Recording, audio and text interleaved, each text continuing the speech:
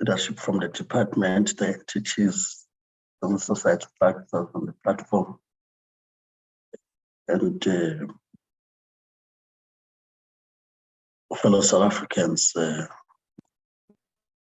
who may be following us in our deliberations. I will, honorable members, as I welcome you, without waste of time, go through the basics in terms of rules.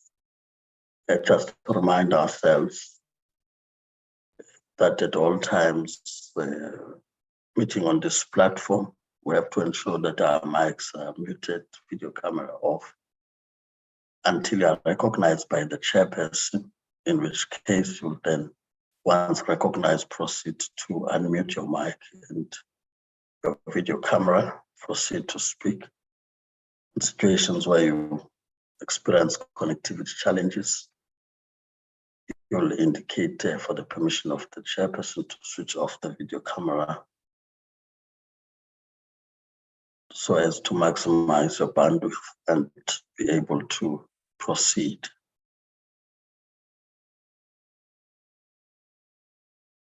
For those that may be losing connectivity and had to reconnect back to the platform, please ensure at all times as you reconnect that your video camera is off and your mic is muted, as mics are sensitive and therefore got background sounds that can distract speaker that may be on the platform or at the meeting. Wise point of orders are allowed in terms of the rules. Please note that you have to raise your hand on your gadget, and the committee support will assist me in that regard before you can unmute your mic. Once recognized by the chairperson, you will then unmute your mic and proceed to raise the point of order on which the chairperson would rule on in line with the rules of the Assembly. With that having been said, honorable members, that should help us to at least continue with our meeting without problems. I will therefore, without further waste of time, as I said, the meeting is officially opened. There are apologies that I would have seen, but for purposes of record, I would ask the committee support to indicate those and place them for record. Members. Committee support. Morning, Chairperson. In respect of the Ministry of Communications and Digital Technology, we have an apology from the Minister and the Deputy Minister Chair. Then in respect of the Office of the Presidency, we have an apology for the Minister. The Deputy Minister will join late. And we also have an apology for the Acting DG for GCIS. In respect of members, Chairperson, we have an apology for Ms. Bodlani. Thank you.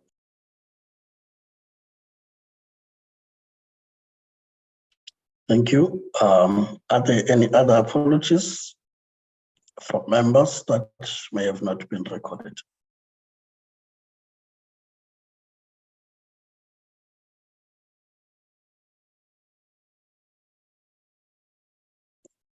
Okay, if nothing from members, let me then take Ms. Mnukwa. I see your hand. Thank you, Chairperson. Good morning to you and the honorable members. The Deputy Minister in the Presidency, Chairperson, is attending a GCIS Cabinet Committee. So I think if she joins later, it will be after the committee has concluded. Thank you, Chairperson. Thank you, Ms. Mnukwa. That apology would then be noted. But we do have people from the department and the entities and members that have received presentations in this regard. Of course, honorable members, I take it that those apologies are agreed to. I know in particular Honorable Bodlani from the apologies received, it's out of bereavement that would have visited the family probably by yesterday, and therefore on behalf of the committee, send condolences to her and the family. With that having been said, honorable members, we have the agenda for us, which has been circulated, and I'll ask that the committee support does that. I do know, honorable members, that you have gone through the presentations, so would indeed try and restrict the time for presentations. Would of course take presentations as they are put up there. The DCDT, which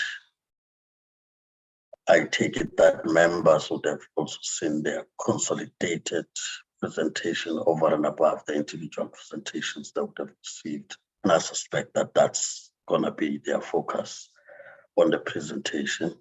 Then would take, of course, the GCIS also on the same lines. I'm also aware that given the revisions in the parliamentary program, we also have many plenaries.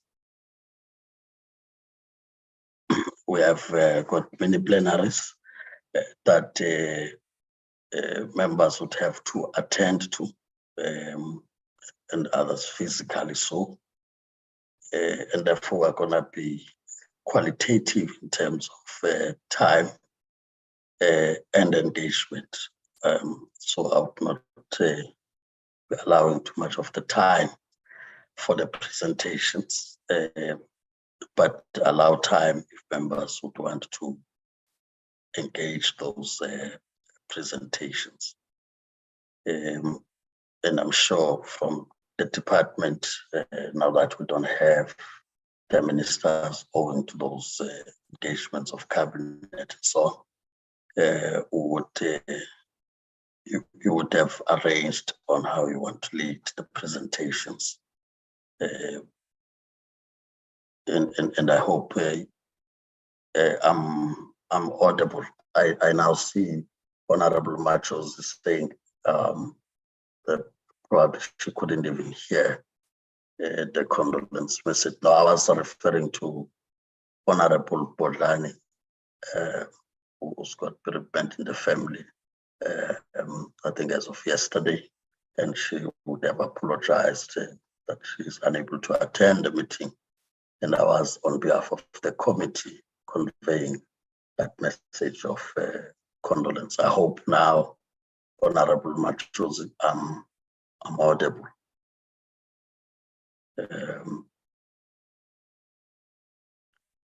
So, honorable members, then without, as I said, waste of time, would then give the department, as I said, probably they will present the consolidated report. At least members have had the opportunity of looking at the individual reports that they received well on time.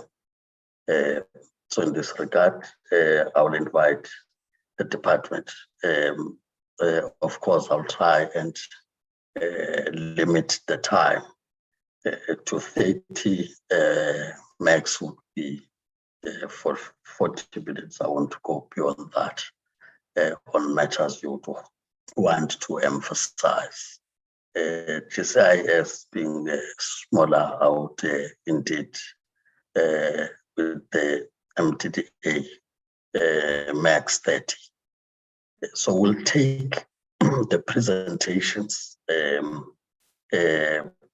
at once. In fact, I'm being advised here that we probably should ask the GCIS to present first so that we release them as they give support for the budget vote that's getting to the mini plenary today. so that we engage their presentation, release them, and get to DCDT and get done with them, then take our minutes and complete the meeting. GCIS, are you ready? Chairperson, yes, we are ready. Good morning to you and good morning to the honorable members. My name is Nomonde Mnukwa. I'm going to be presenting on behalf of the department. I'm just trying to share the report. I don't have the rights. I'm not too sure whether the colleagues from Parliament can just help me with the projection of the document itself. We've given you a right. Please go ahead.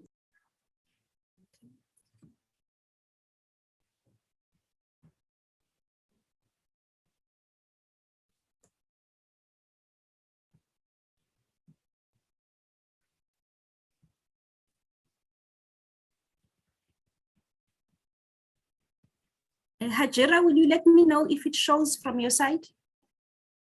We can see, thank you. Okay, thank you so much. I will try to summarize, Chairperson and honorable members, just as part of introduction, that as GCIS, we are responsible to provide strategic leadership and also coordinate the government communication system to ensure that the public is informed and the public has access to information on government programs and policies, and also to understand the benefits thereof and the opportunities that they would have from government programs. And the services that are provided by GCIS are targeted to both the domestic and international audiences, of which South Africa has a population of approximately 57 million people. We are told it's about 60 million. It's a population which is diverse, is highly unequal, and has got different needs based on its diversity. And we strive to serve each audience audience segment in accordance with their needs and in platforms and languages that are most appropriate to them. And the communication that is targeted at the international community is, amongst other things, is to ensure that as a country and as a nation, we have a good reputation. And also the leadership of our country is prudent, and we therefore are able to attract investors and promote investor confidence, which is key for our nation to be prosperous. And in striving to execute our mandate and ensure the delivery of effective and efficient services to both the domestic and international communities, the reality of load shedding and its impact cannot be understated. And therefore, as the GCIS, we also play a leading role in terms of communication of the strides of government and ESCOM to resolve the load shedding challenges. And in that case, we lead the subcommittee of communication of NECOM in terms of load shedding in the country. We will start with the internal focus in terms of the impact of load shedding internally within GCIS and how it impacts our operations as a department. In head office, we have a fully functional backup power system that is in place and a generator. And we therefore really do not get affected or impacted by the load shedding. Also, we have noted that particularly in bigger cities, it impacts the water availability, which also becomes an occupational health and safety issue when you don't have water in your offices. And in our case, our building also has got water reservoirs that assist to ensure that even if there is a low water rate within the community whereby we are located as a department, but we are not affected. The major challenge is in our provincial offices and also in our district offices. And therefore, we have about 5 provincial offices that are impacted by load shedding, as we don't have the backup power systems. However, from the 5, which is the Eastern Cape, the Limpopo, the Northwest, the KwaZulu-Natal, With the Gauteng, we have managed to negotiate with the landlord, and they are currently undertaking or installing the backup power system in our offices, and the project will be completed by May. And this was the hard hit office because because of where it is located. So where there's load shedding, it becomes dark, completely dark in the offices, in the parking lot, and in the restrooms. And it was a serious threat to the lives of the officials of the department. We therefore also have the offices that have a backup power supply, which is the Northern Cape, the Mpumalanga, the Western Cape, and Free State.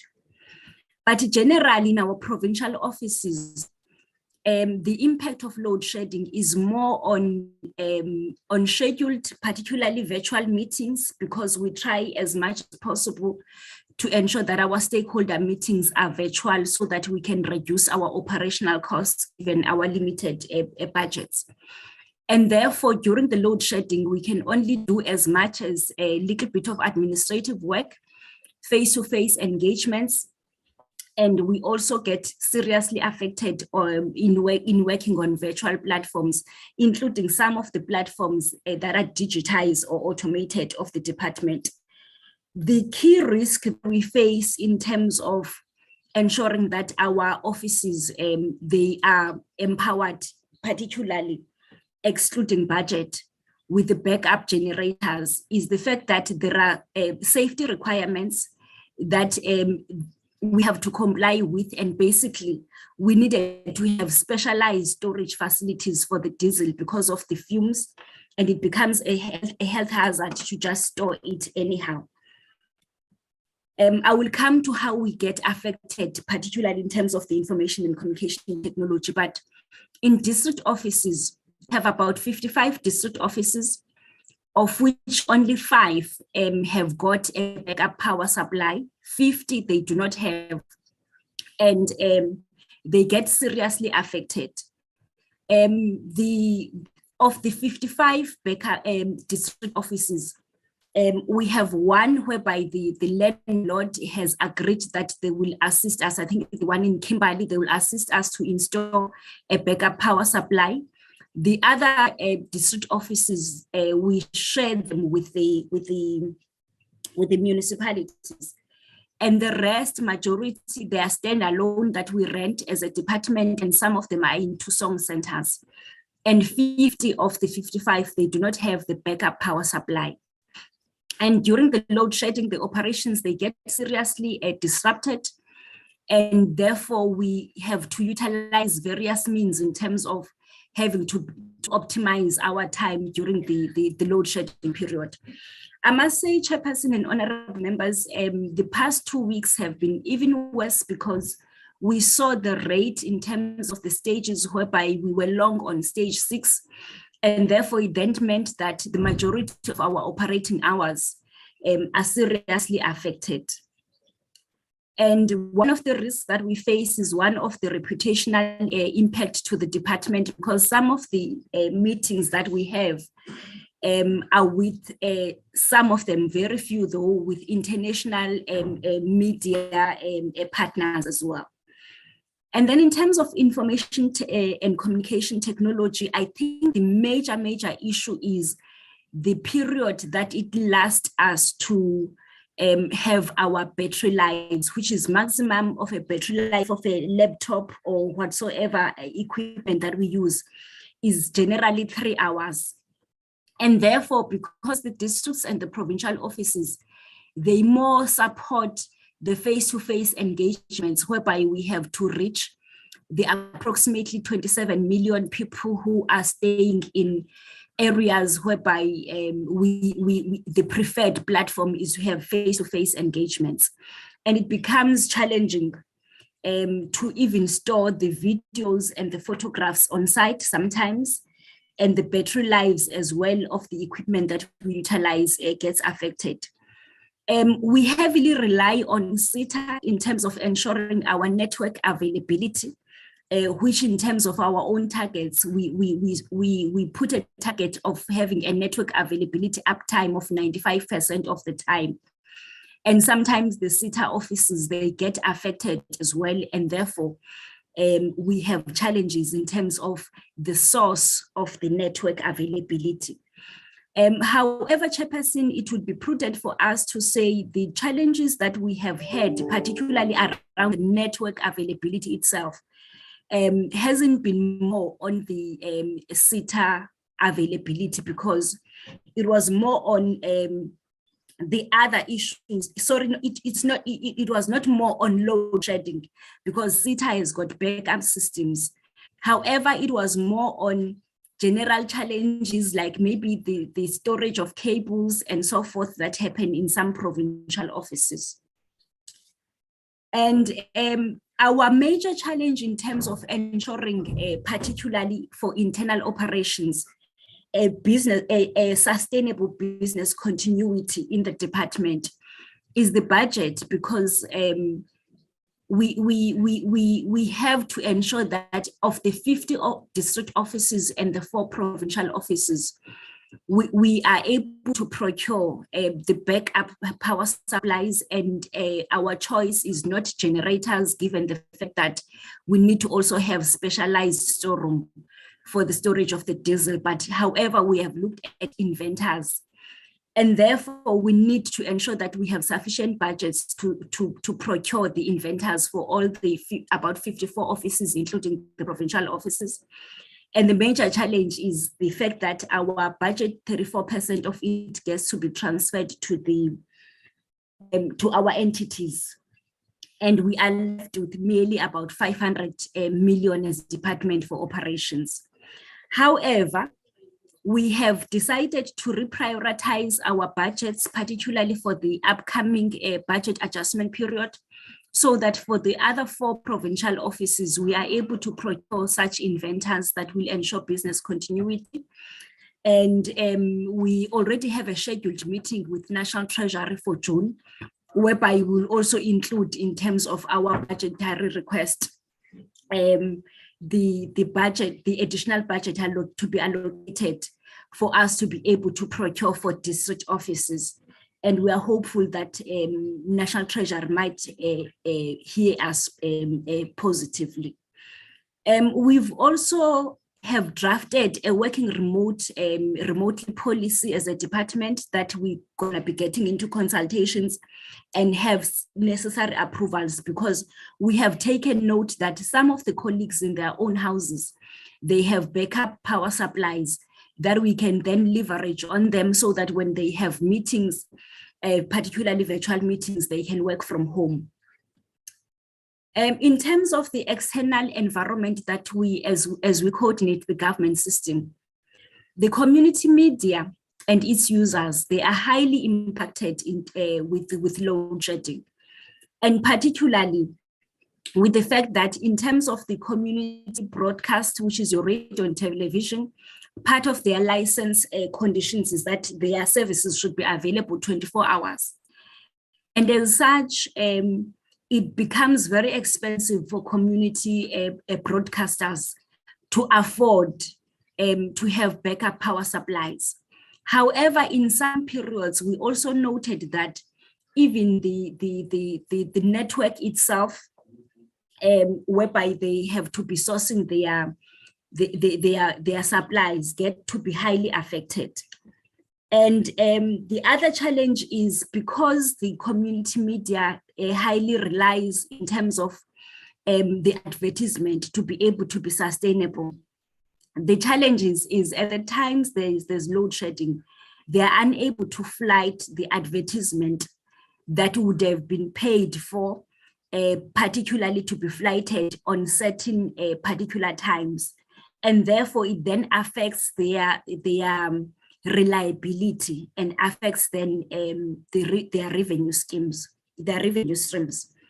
And in terms of the community newspapers as well, sometimes the load shedding just coincides with the time whereby they have to print and so forth, and it then causes delays in terms of the availability of their newspapers.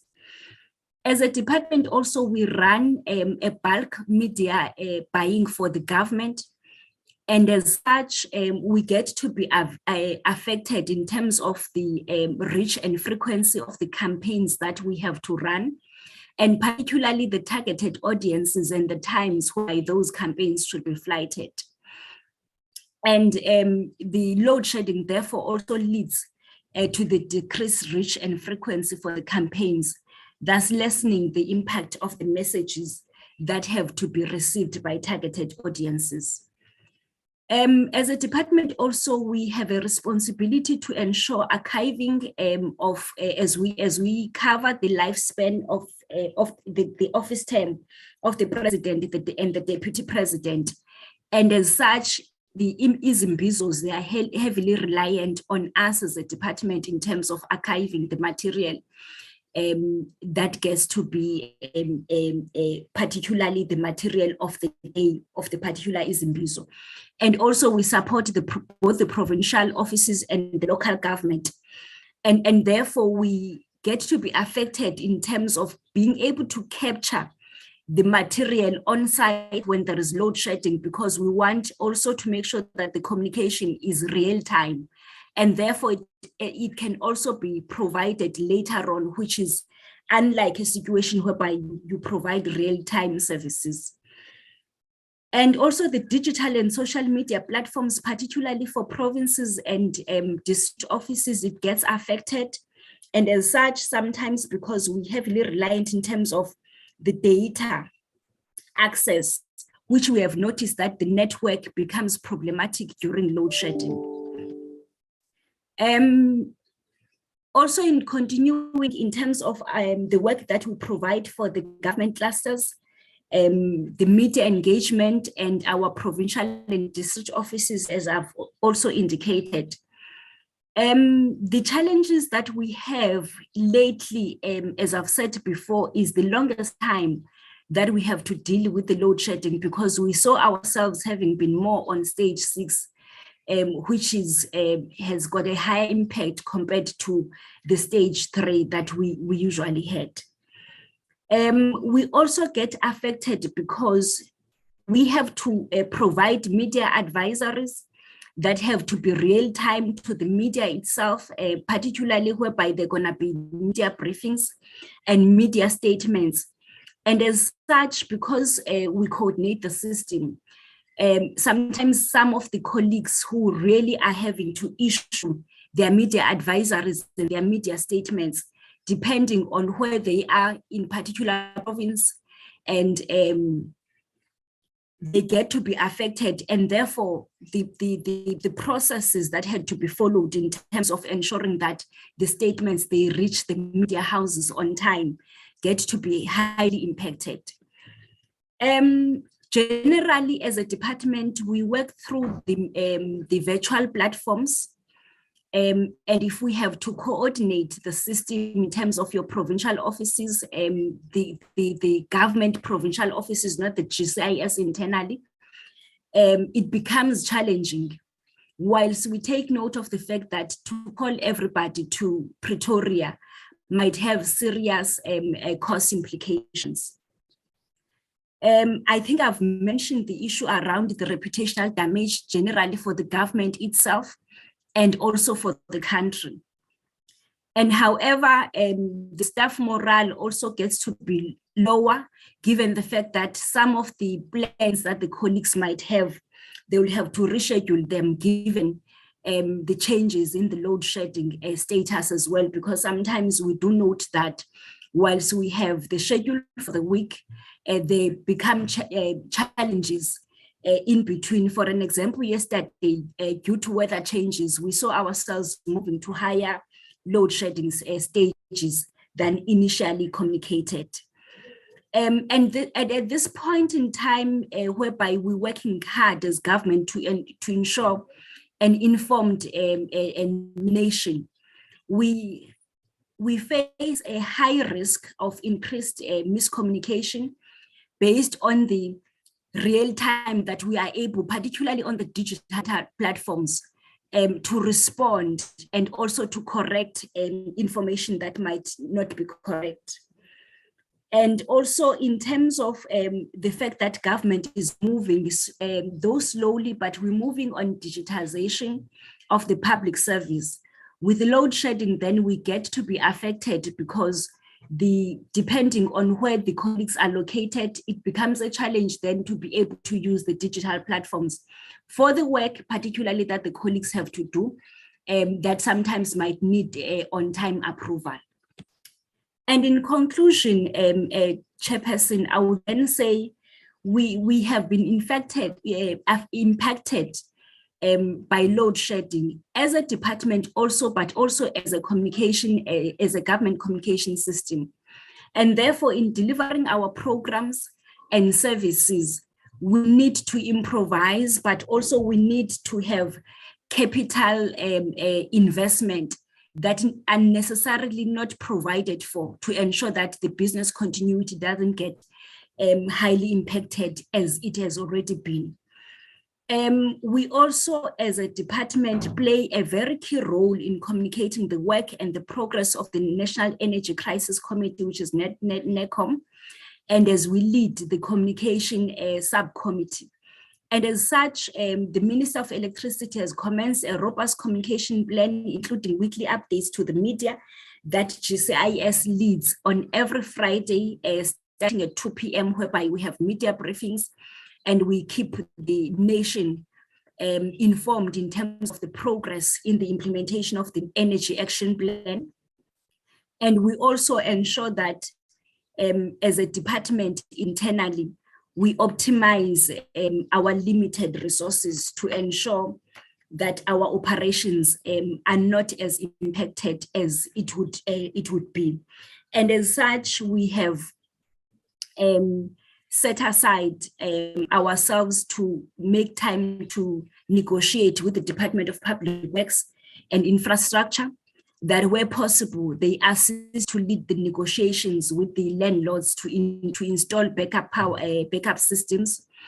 And in cases whereby we do have budget, as we have decided that for the other 4 provincial offices would need to reprioritize our internal budget and ensure that we provide such systems to ensure that the disruption in our operations is very limited.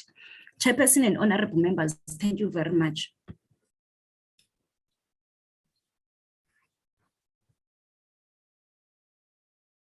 Thank you for today.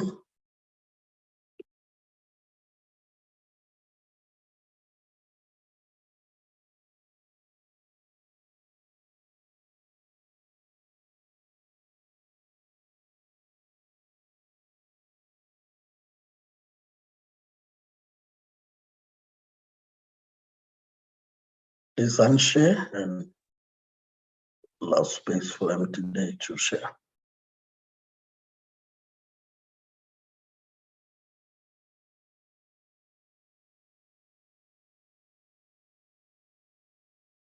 Am I still audible? Yes, we can. Yes, I'd ask that you share the GCIS one, so for end today to complete the remaining minutes.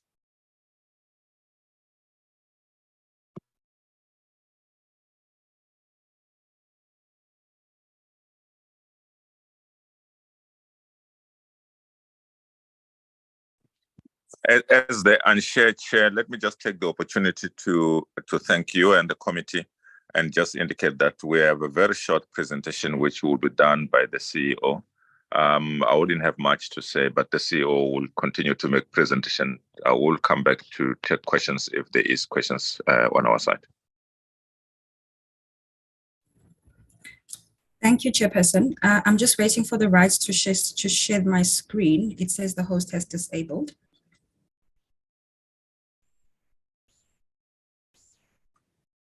You can go ahead, Ms. Peter. Thank you.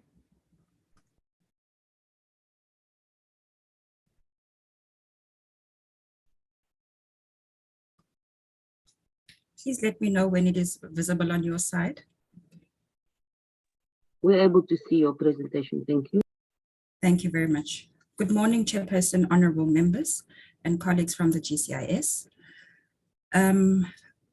For the purposes of time, Chairperson, I would like to just hone in on the 4 elements that we have deduced impact on our ability to deliver on the universal service obligations and quality of service. And these are addressed in relation to 4 pillars: print and broadcasting, which forms part of our primary mandate, our internal operations, as well as in relation to the research and training initiatives that we run on behalf of the sector. From a print perspective, our projects are primarily affected in terms of lost time due for productivity. And in instances where there's load shedding, print runs are potentially interrupted and also disrupt the suboptimal functioning of telecommunications networks. For those print projects that are primarily digital publications, they rely heavily on daily posts and consistent research to provide content. And in instances of load shedding, this hinders the project's ability to access stable Wi-Fi, as well as the flow on communication. Load shedding also has serious implications in the decrease of quality of print publications due to the reliance of design, editing, and color scheming to network capability. There is also the concern of consumers that are less likely to engage with community media sources when experiencing load shedding. And this can be in the form of listening to the radio, going online to access their favorite digital publication, and more importantly, to leave comments when they engage with the content that emanates from these digital platforms, as well as through WhatsApp and email communications. Quite often our projects are rural-based and they do not have access to generators. And even if in the case where they do have, the load shedding disrupts power supply and also signal transmission and network availability. In the case of our broadcast projects, the primary impacts of load shedding is that the community media stations that remain off air for lengthy periods, they run a risk of being penalized by ICASA, as they are in breach of their license obligations.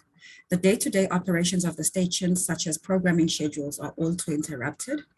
And considering that advertising is a key revenue stream for community media, clients that have procured space for an advert during a specific time, which then coincides with the time when there's load shedding, results in loss of airtime, and the station is faced with potential loss of advertising revenue. There are serious concerns around the longevity of the equipment that is procured through the grants afforded by the MDDA and how this is impacted by load shedding. There are possible warranty issues as a result of the constant switching on and off. And some stations have actually reported quality risks as a result of load shedding. And this relates to the quality of the content because of the time constraints where presenters and producers are rushing to finish programs to accommodate the notified load shedding times. Many clients have reported many stations have reported clients backing out of running campaigns. There've been concerns around where stations have received commitment from district and local municipalities to flight IDP campaigns. And because these are affected by load shedding, the municipality would opt not to use the community radio station or use a station that has better backup options. There's also issues in relation to the running of live shows during load sheddings. And so many stations are actually reverting to pre-recorded programming, which obviously has content quality related issues. On this slide, we just wanted to share with the committee the direct impact on our beneficiaries in terms of the costing and the loss of advertising revenue as a result of load shedding. And we've costed this in relation to a 30-second advert on a Monday to Friday for 4 paid commercials during a 120-hour period. What is clear is that the longer the load shedding stage, the greater the loss of advertising revenue due to the interruptions in programming. With regards to research and training, accommodation is the primary cost driver when it comes to the implementation of our capacity development programs. And this is because with the load shedding in intervals, and in particularly instances where there are higher stages, we opt for physical training interventions as opposed to virtual, which then drives up the cost of having to transport the beneficiaries to the venue, accommodating them at the venue. And out of a total budget of 1.5 million for capacity development and training, the highest cost driver is accommodation as well as transportation. If these training interventions were being run on virtual platforms, it would free up a significant amount of budget to actually be directed to increasing the variety of training programs that are provided by the MDDA. In respect of the internal operations of the agency itself, in October 2022, we relocated to the Group Sales and Marketing building at the SABC. And this particular precinct is a national key point and therefore is exempt from load shedding. That means that as an agency itself, we are not affected by load shedding. And as part of our business continuity measures, our systems are cloud-based and all staff have access to data cards for instances of remote working. What we have done to address the problem is that as far back as 2020, we used to allocate projects with funding for generators as part of capital expenditure, but because of the frequency and duration of load shedding, this then became unsustainable. The amount of money that was being spent towards fuel was just becoming exorbitant. And so in 2022, we shifted to reviewing and providing grant recipients with the option of acquiring inverters that would provide longer periods of power supply and that are more cost effective as an alternative to generator. We've just provided some pictures of the examples of inverters that we've funded. And then finally, Chairperson, recognizing that load shedding is a phenomenon that is not about to leave us anytime soon, and the impacts that this has on the community media sector in relation to ICASA, license obligations around the availability of the stations and the run of print media platforms. The primary constraint that we face as the MDDA is the amount of budget that is available for us to increase our CAPEX allocation for the grantees. We would need to get a ramp up in our budget that would allow us to provide diversification of the CAPEX that we fund for UPS or solar as a standard feature of MDDA grant awards. Thank you very much. Thank you, GCIS and MDDA as you unshare.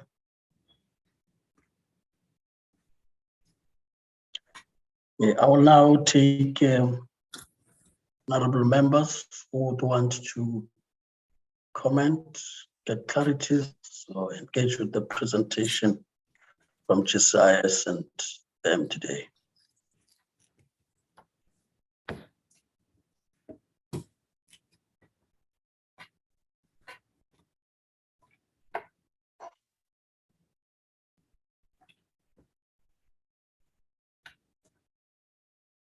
Are there questions? Are there comments? Thank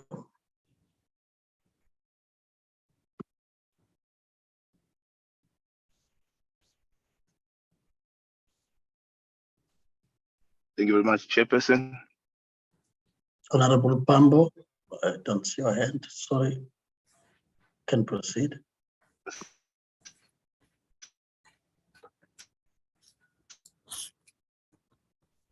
You can proceed, Honorable Pambo. Sorry about that, Chair. Chair, I think the colleague who was presenting just now was making a case on GCIS. Can you hear me, Chair? Hello, Chair? Yes. Can you hear me? Can you hear Honorable Chair? Pambo? Yes. Chairperson? Yes. Yes, can you hear you? Yes, Chair. Chairperson, on the, yes, I'm on the GCIS, Chairperson. The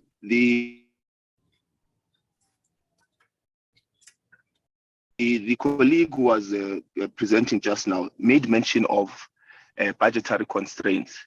and how it's affecting the 54 functioning due to load shedding. And he cites that to be a budgetary constraints. He says that there's about 500 million that they're left with. How much is taken back, or what is the 34%? Where does it go? I'm not quite clear what was the point, or rather the point that she was trying to make. Can she please clarify on that we have a much better understanding of what is the real challenge of procuring those inverters as she has preferred. Thanks, Chair. Thank you, Honorable Pambo. Any other member?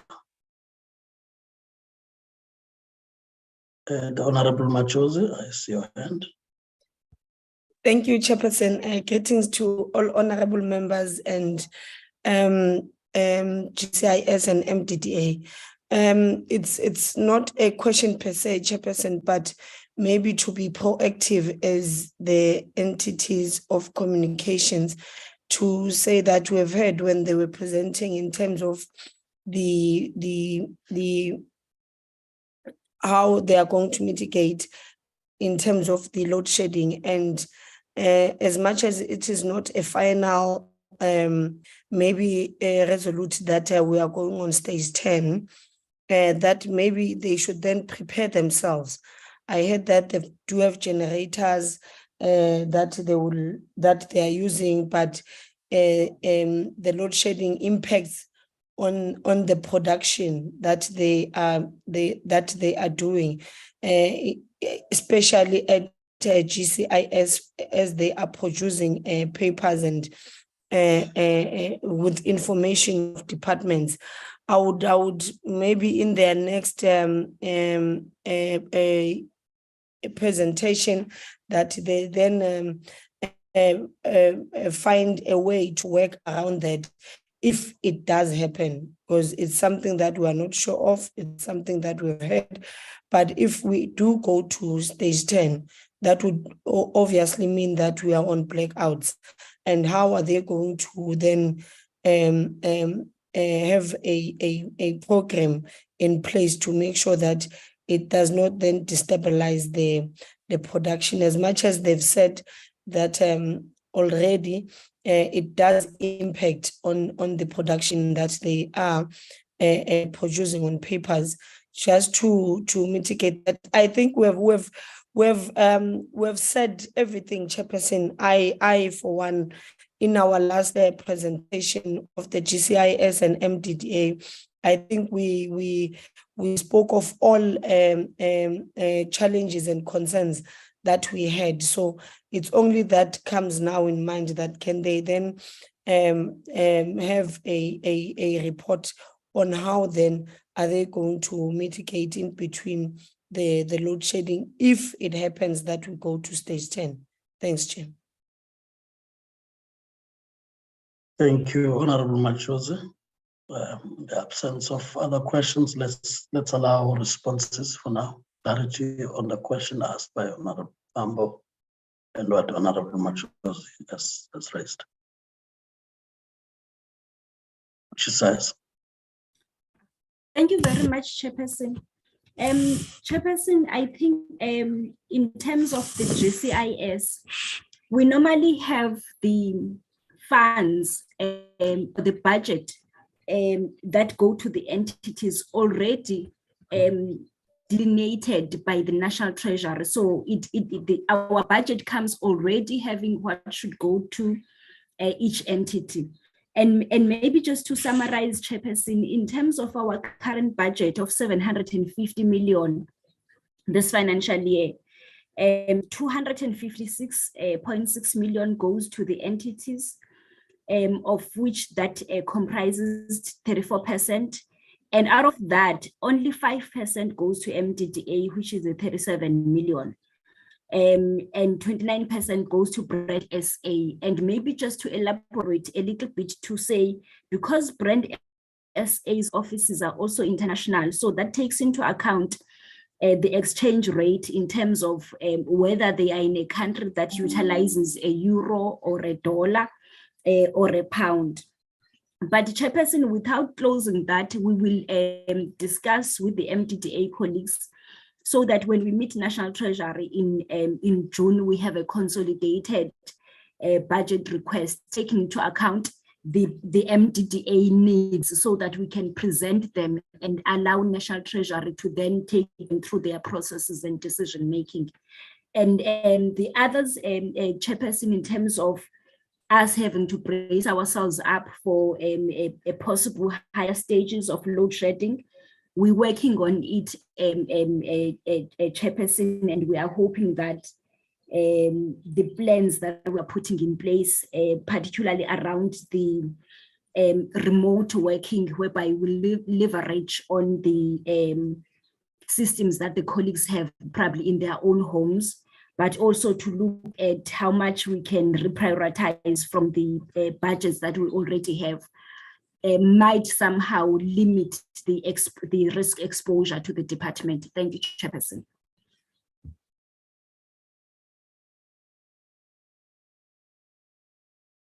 Thank you. Might just check, Honorable Pambo, the clarity wanted on figures, whether you are. Chairperson, I'm sorry, I got cut off, Chairperson. I only got her when she was talking about MDDA. Okay, Mr.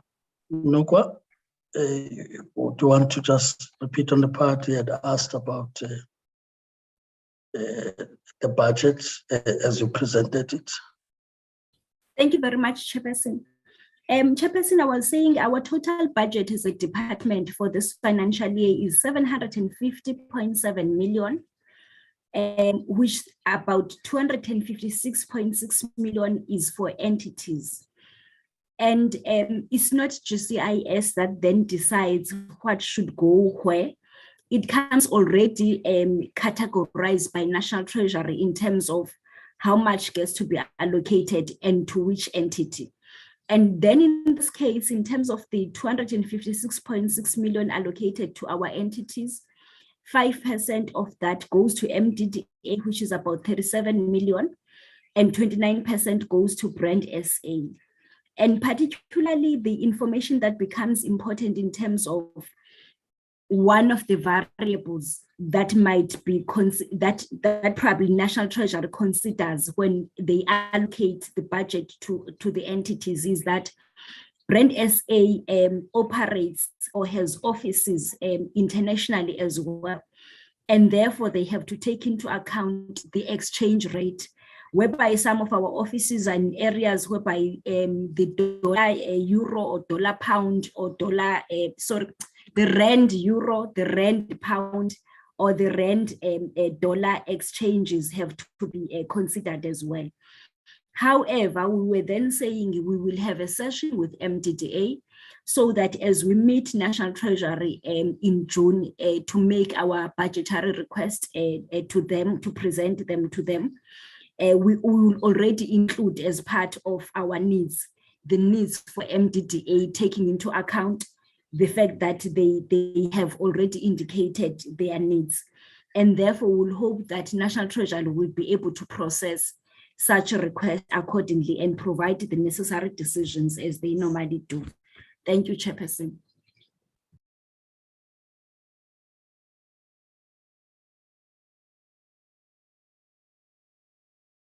Thank you, GCIS. I just check if there are other members. Chairperson, can I please follow up? All right, please do. Chair, I think, one is thinking out loud here about the productivity, levels dropping due to load shedding.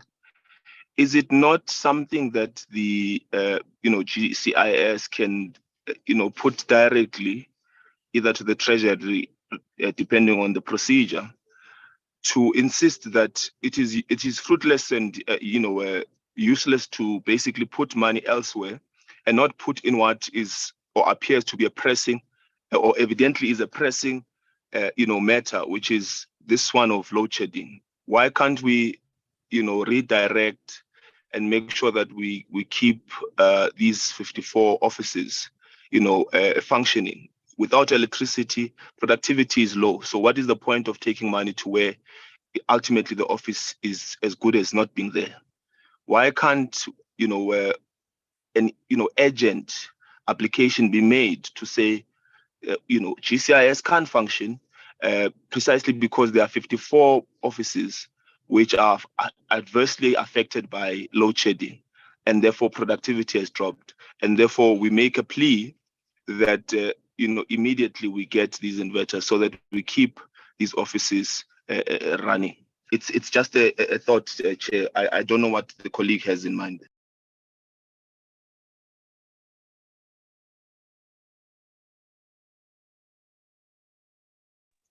So if Ms. Mnuka would want to attempt responding to that, over and above what she indicated about their engagement in June. Ms. Mnuka. Thank you very much, Chairperson. I think because it's an advice, Chairperson, we will request a meeting with National Treasurer. I don't want to preempt Chairperson their response, but they normally tell us that there are only 2 periods whereby budgets are made. The first one is during the adjustment period, which is why they are meeting with us in June in preparation for the adjustment period as the procedure, and also at the beginning of the financial year as well. However, we will have a session with National Treasury. They will then guide if there are any maybe special considerations that they can make for us. Thank you, Chairperson. Thank you, Simnukwa. Honorable members, I take it that there are no further inputs, as I do not see further hands. I take it that it is because the challenges have been outlined and mitigation measures given the budgetary constraints, those that are employed, and we can only support the department and the entity to ensure that South Africans are kept informed. Of course, there are some of the advices made that the department may also want to look at. This we've also done during the APP presentation that was made, as Honorable Machos would have also reflected on what other possible ways need to be explored to try and also redirect some of the funds to the MTDA, of course, taking into account this challenge of direct allocation from the National Treasury, and hope those would also come up in the discussions that the department and its entities would have with National Treasury. But maybe something to also consider is that because I'm taking advantage that we've also gone through what SABC from a communications point of view, viewership is also going to be presenting, having read the presentation, that yes, it may seem that of an adverse situation because of the scheduling and so on. Probably that's something the MDDA may want to look at, Chair of the Board and your team, to take advantage of the community media footprint you have in the country, in that once you are unable to do the national programming, like it is the case with others that do that, for some of these messages that you may also want to now partner.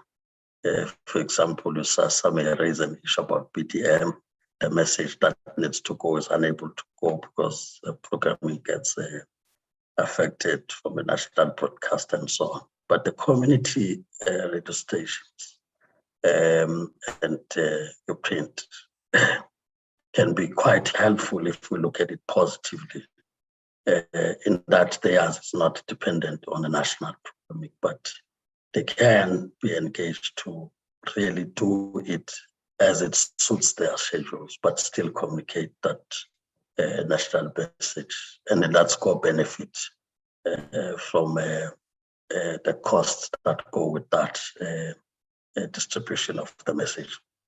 So I'm just saying that's something you may probably need to look at, that from that adversity, probably there's an opportunity to still profile community media in this period as another reliable source of information, even on the national messages that get to be put there as a way of complementing even the national broadcast like the SABC, where this load shedding is affecting them. So I'm just saying that's something to also keep in mind, but we are indeed happy that you are doing everything possible to assure South Africans that they would not lose totally on the communication, even in the adverse situation that the Honorable Machos said there's that suspicion.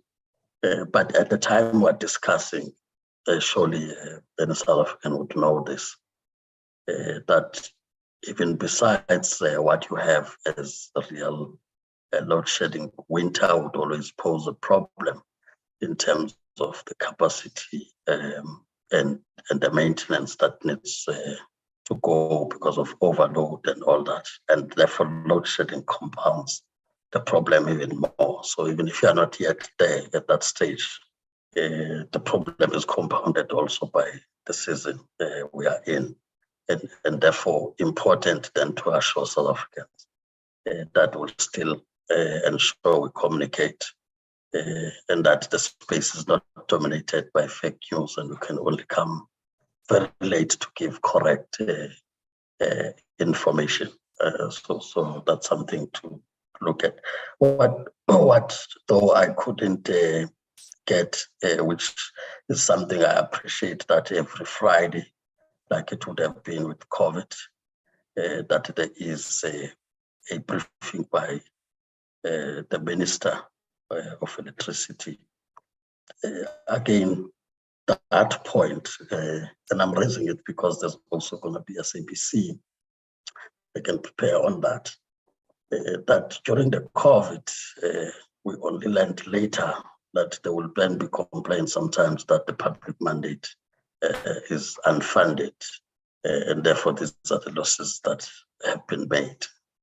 Whether that has also been prepared for, because indeed South Africans have to be kept abreast on the interventions that are being made to deal with the load shedding, and that becomes an important public message that must be communicated, like you are saying now, every Friday, right? So whether that has been prepared for, I'm saying even the SABC, maybe when we get the department to present, they will be able to speak to that, because it's important. So I just thought I should raise those so that we keep them also in mind as we close on your presentation. With that, honorable members, I will then ask the department, I've not changed on the time, that it will be good to get 30 on your consolidated report, MX 40, so that we allow members to engage and we can get going. Thank you, GCIS. You can stay if you still want to, but we started with you because there was a plea on the sides that there's also the need to support the budget vote that's debated today. But if you want to go on the line, okay. Thank you. As we invite Acting TG from DCDT.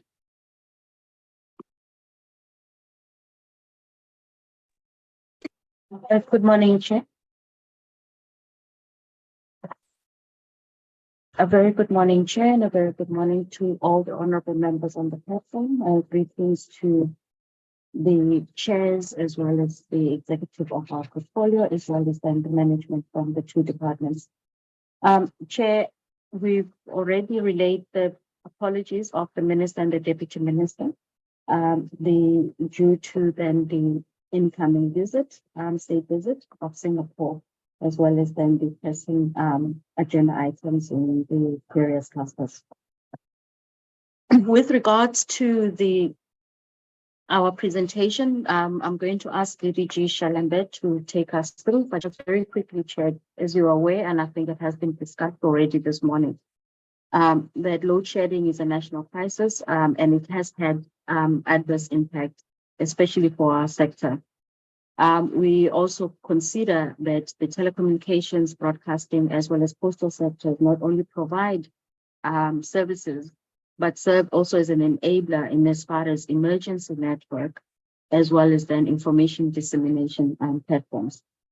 And so as government, we are intensifying our efforts to address this. And as a department, we have also met with sector players to discuss this crisis and the impact that it will have.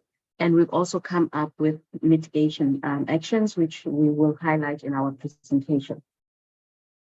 Key issues that have emerged during our engagement, honorable members, was that firstly, we were asked to declare some of our infrastructure as critical infrastructure, and that we have done. We are also looking and working with the regulator in as far as relaxing some of the obligations that one has in as far as universal service obligations, and also because it has also impacted in terms of the quality of service. But I just want to indicate here that the relaxation of these obligations are not negating the implementation or the execution thereof. So the licensees, as well as the number of strategic sector players, are working therefore earnestly to ensure that as best as possible we minimize these disruptions. And then obviously we continue with operational costs. I also want to indicate that these operational costs have also increased by and large, as far as then having them to secure additional capacity as far as the generators are concerned. So we are also working in as far as we've also envisaged that, we've also witnessed vandalism in some instances. And these runs also working with government departments in as far as to ensure that these critical service-based, they are also remain protected. So we're working with their various government departments in this regard. And this also includes protection for our entities, specifically CETA, as well as BBI data centers, in order to avert critical services from disruption. So we've also worked, the presentation will highlight the impact that the entities have been incurring. And as I indicated, that the additional costs related to overtime, as well as infrastructure investment and maintenance and equipment repairs that they've had to look into. Honorable members, you will also recall that as we are in the final stages in the conclusion of the broadcasting digital migration, this program has also been impacted in as far as the installation, because if you are going to get to a household, whilst then the electricity is off, it has been difficult for the installers to test if then the set-top boxes are functional. But we've also put in mitigations in this regard, and some of the installers actually travel for generators in order to test this product. So the installation of the set-top boxes, as well as broadband connectivity equipment and systems that are down, affecting the provision of services, especially to the needy. This has also been impacted in as far as the SAPA grant payment, and including also the mail sorting. Honorable Chair, you also mentioned the fact that the viewing in terms of the SABC broadcasting channels have also been affected, where then there is no electricity. In mitigating these challenges, some of the proposals that we have made by the entities we're engaging with the relevant authorities. And these include the extension with regards to the social applications. We've also looked at the expediting channel authorization, increasing this program. We're looking at the relaxation in as far as the quality of services, including obviously under the postal customer care standards.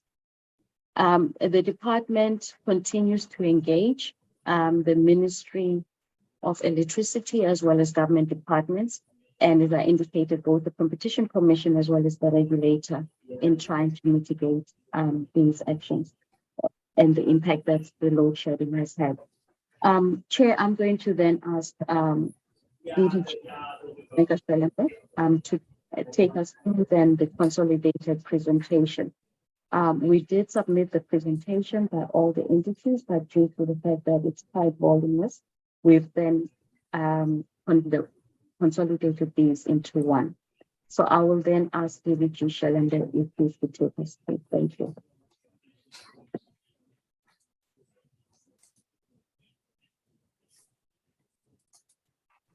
Thank you, ADG, and good morning, Chairperson and honorable members, and good morning to the chairs of the entities, as well as the executives from the entities. I'm going to be taking the committee through the presentation, which consolidates the input from the entities, as well as some inputs from the department insofar as the impact of load shedding is concerned. Next slide, please. With respect to the impact of load shedding on DCDT operations, we have problems that relate to generator batteries not charging sufficiently between load shedding intervals, and then generators needing to be started manually, which cause loss on many operational hours as operators are not on site. There is also frequent power outages leading to reduced lifespan of light bulbs and lead to frequent exchange of electrical switches, circuit breakers, and leakages. Next slide, please. The impact on IT. Power cuts lead to data continuity issues, such as those of loss of unsaved data. This is particularly leading to damaging when data centers or servers rely on the national electricity grid. There is also failure of data center infrastructure. It can also lead to application software crashing, hardware and software failure, which may lead to financial implications of hardware replacement. Computers, communication networks, and other modern electronic devices need a steady flow of power to continue to operate. If the source voltage drops significantly or drops out completely, even if it is for a fraction of a second, these devices could fail. Load shedding is also going to affect computer hard drives if it is not managed properly. And there is also a loss of internet due to load shedding, as the internet services provider and router could be damaged. There is also a human resource impact in that there is a loss of productivity as a result of employees not working whilst there is load shedding. There is also a security impact in that cameras are not functioning as a result. It can lead to security risk or theft and poor access control. Next slide. If we move on to the mitigating factors, we have external cloud computing, which is a useful tool when it comes to business continuity. It allows data access and storage even if premises are offline due to load shedding. Staff can continue to work wherever they are, whether that's from home, in a coffee shop, or even just via mobile data in the office. A business continuity plan should take all the business processes that rely on electricity into account and document what should be actioned next and by whom when the power cuts takes place.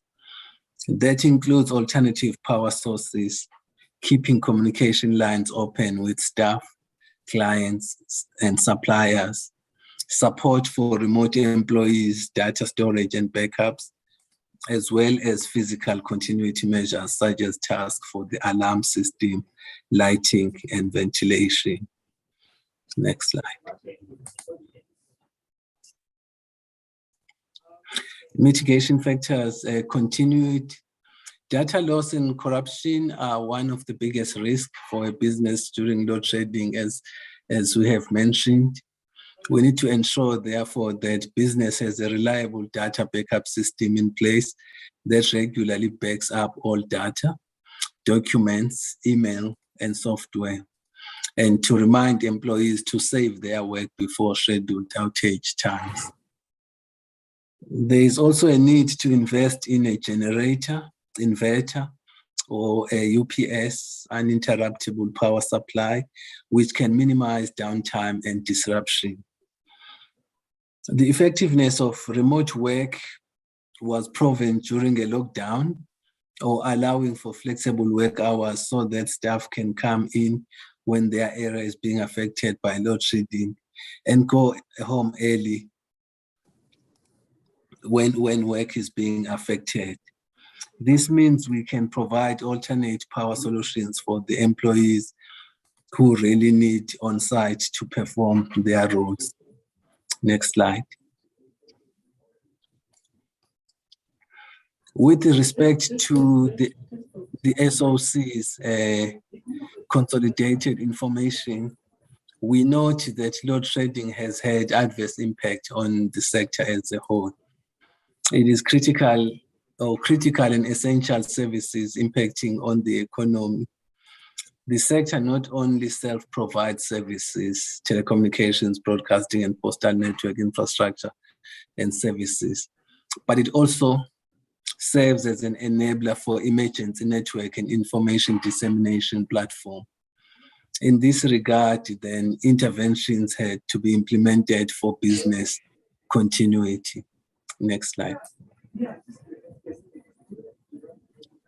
If I start off with NEMISA, NEMISA has 3 delivery channels which get affected by load shedding in different ways. They have online, blended, and face-to-face channels. Next slide. To mitigate or contingency on NEMISA operations, the challenge of load shedding when it happens, NEMISA has generators that have the capacity to support the physical premises in Johannesburg.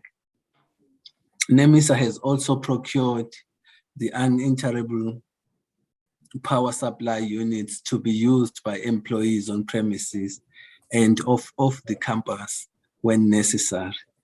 This has enabled further mitigation to the negative impact of load shedding. A plan has been put in place to implement a solar energy solution in the financial year 2023-24. With respect to off-campus and online activities, NEMISA has made good progress in transitioning its training content to an online learning management system, which requires electricity for learners and trainers to access learning content in it.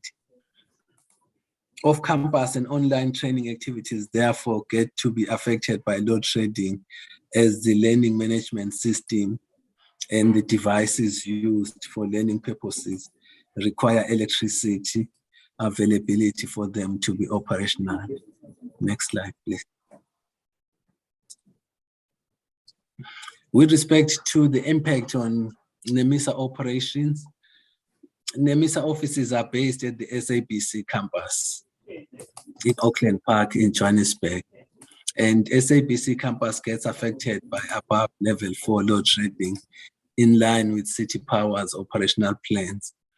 Therefore, from levels 1 to 4, NEMISA's physical premises are not affected by load shedding, except when there is repair work due to damage to infrastructure or planned maintenance. With respect to impact on off-campus and online activities, excuse me, NEMISA works with collabs at various universities, and recently work is underway to establish collabs at TVET colleges. Training through collabs is mostly outbound into the targeted communities. NEMISA also appoints digital ambassadors to deliver training in the municipalities. This is done on a face-to-face basis. Therefore, public venues such as community halls and schools are used to deliver such training and mostly do not have the power backup systems. Next slide. With respect to the Universal Service and Access Fund, firstly, it relates to the broadcasting and migration, digital migration. Installers are not able to conduct an installation, that is with respect to installation. This lowers the installation rate ahead of the imminent analog switch off date. With respect to SAPO, systems are down, unable to capture registrations and processes and issue the stock to installers. This also lowers the rate of issuing. Monitoring and evaluation, USASA monitoring and evaluation teams are unable to conduct conclusive monitoring and evaluation due to being unable to test the number of channels that are playing.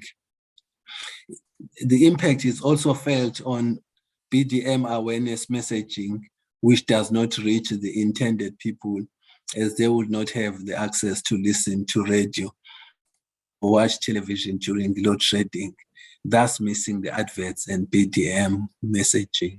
Next slide, please. With respect to broadband rollout as part of the USAF mandate, load shedding interrupts the network and therefore interrupts the service for the end users. When the power comes back, the power surges damage the equipment. It also increases the downtime, which results in service provider not meeting the contractual obligations. Load shedding has a negative impact on the lifespan of the equipment. And during load shedding, the service provider cannot complete the installations nor conduct tests on the network. The USASA team cannot conduct internet verification and sign-offs, which result in project delays.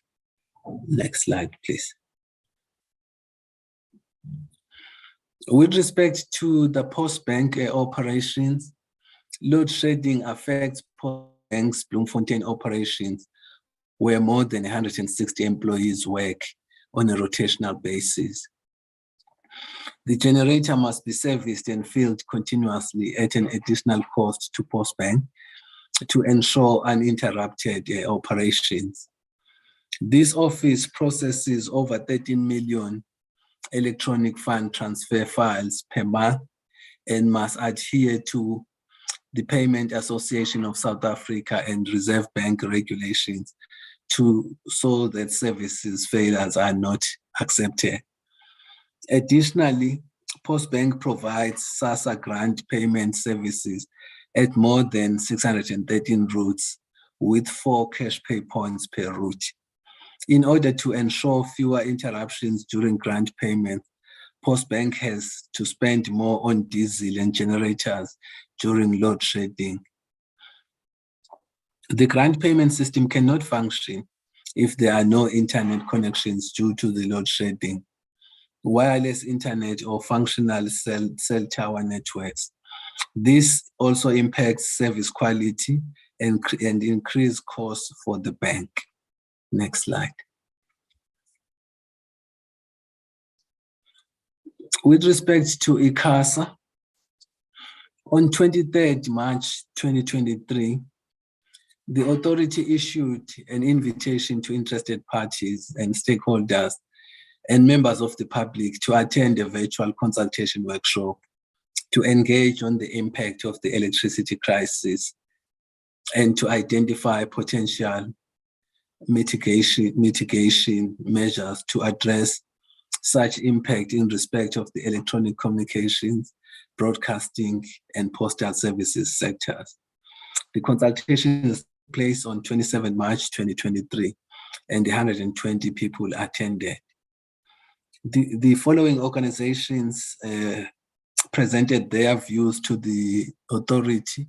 These are namely ISPA, SACF, ACT, NAB, Centec, SAPO, and Digital Council Africa.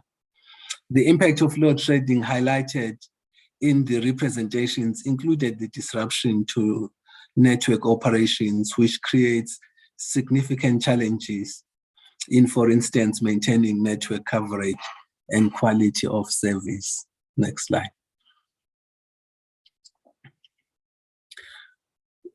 So there were several proposals which were made during this consultation workshop with the authority.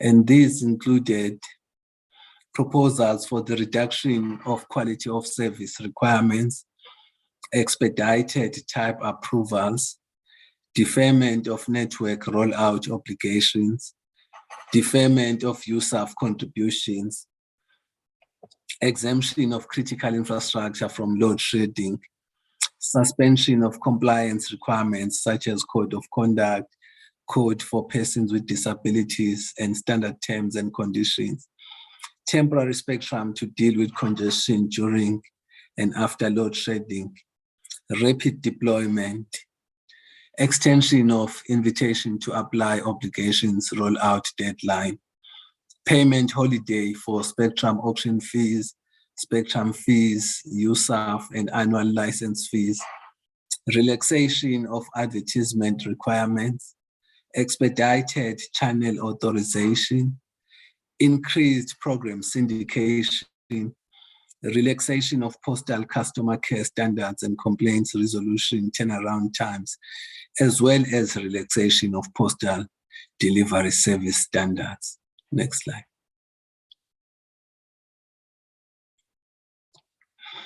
With the termination of the national state of disaster on electricity crisis, so the authority was already in the process of finalizing the draft consultation notice on the impact of load shedding on the sectors that it regulates when the national state of disaster on electricity crisis was terminated. Accordingly, all regulations and directions made in terms of Section 27(2) of the Disaster Management Act, pursuant to the declaration of the national state of disaster to deal with the impact or the severe electricity supply constraint, were also repealed with immediate effect. Since the virtual consultation workshop held on 27 March 2023 was undertaken by the authority in response to the declaration of the national state of disaster, which has since been terminated, the authority can no longer issue any consultation notice or draft regulations which were intended to be based on the declaration of the national state of disaster. Next slide. Mitigation and contingency plans for ICASA. In light of the ongoing electricity crisis in the country, the authority is considering the ambit of its regulatory process in response to the electricity crisis, taking into account the termination of the national state of disaster. Once the authority has finalized its consideration in this regard, a communique or notice will be published in the authority's website. This process will assist the authority to ascertain the impact of load shedding on electronic communications, broadcasting, and postal services sectors, and to identify potential regulatory measures that lie within the scope of the authority. On remedial actions, operators have plans to build more sites where they are needed and feasible to do so. 2G or second generation capacity upgrades for the rural areas. Operators have plans to optimize the existing network infrastructure by implementing optimization techniques or implementing optimization techniques, electric down tilting, or some sites to address the coverage patches in mountainous areas. Operators to improve security at the sites and install battery backup to address power outages and vandalism. And operators to use the newly acquired spectrum to improve coverage for distant areas. Next slide, please.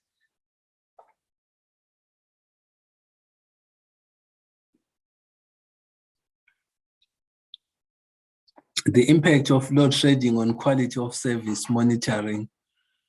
ICASA monitored the quality of service in 7 provinces for both voice and data services. The monitoring covered more than 10,000 kilometers of drive testing in both urban and rural areas. The monitoring exercise measures and gauges the services quality of the 4 mobile operators, namely Vodacom, MTN, Cell C, and Telkom. The monitoring is based on the end user and subscriber service charter regulations and sub-standard. The monitoring results are available on ICASA's website. The KPIs used to measure the quality of service are drop call ratio for the retainability of the voice call setup success ratio for the accessibility of the network resources, call setup time for the time it takes to establish a voice call, latency, as well as download or upload speed. Next slide.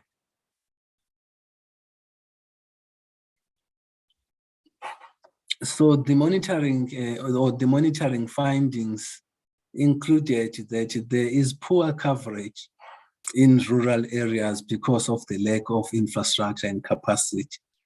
Operators fail to meet the quality of service targets as set in the ICASA regulations due to load shedding. The operators needed more spectrum to improve the quality of service. And the operators experienced challenges in accessing land to build infrastructure. And therefore, there is a need for rapid deployment policy and regulations.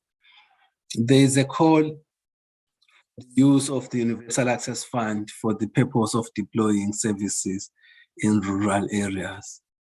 Next slide. This slide relates to SITA, showing a wide network of its data centers, switching centers, and access network landscape. It shows that the number of sites, there is 6,481 sites across all the provinces in the country. It shows the distribution of the data centers as well as the switching centers across provinces. Next slide.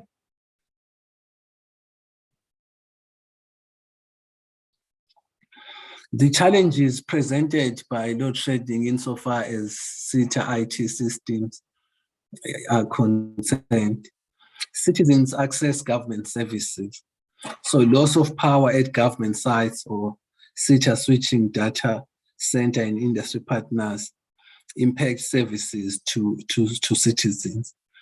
And therefore, there's a need for backup power at government sites, which presents challenges if not there.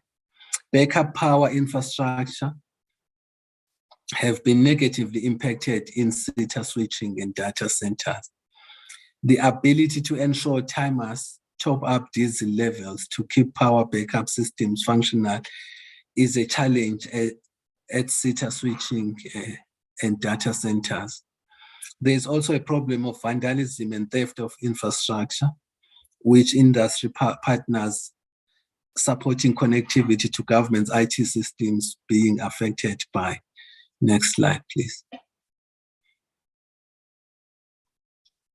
So the impact of load shedding to keep IT systems available.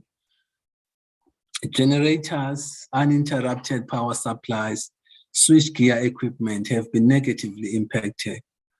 This is due to the strain on this type of backup power infrastructure as a result of the frequency of backup power requirements that is exacerbated by the abnormal persistent load shedding levels. UPS batteries' lifespan significantly reduced and replacement impacted by current national demand. The ability to ensure timers top up of diesel levels to keep power backup systems functional at all switching and data centers also presents challenges. This is due to the persistent and unpredictable load shedding stages, which results in varying diesel level requirements for the backup infrastructure, that is diesel generators. The fact that only a limited volume of diesel reserves can be kept on site for safety reasons requires effective real-time monitoring and timers top up as a critical factor. There is also a problem of vandalism and theft of infrastructure of industry partners supporting connectivity to government IT systems, which also presents a challenge. This is fueled by the increase in demand for batteries that are used for backup power, making batteries a target at various sites. This, together with general greater opportunity to gain access to infrastructure during load shedding, all of which negatively impact the ability to keep connectivity to government's IT systems stable. Next slide, please. The mitigations to address the challenges.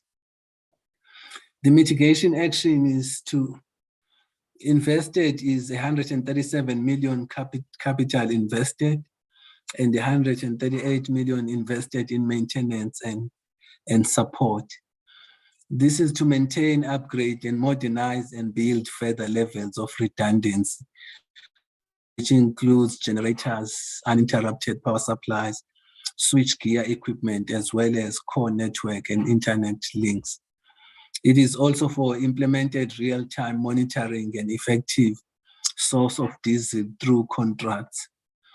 The current business continuity plan response to prolonged power interruptions are reliant on diesel, with alternative energy solutions being analyzed.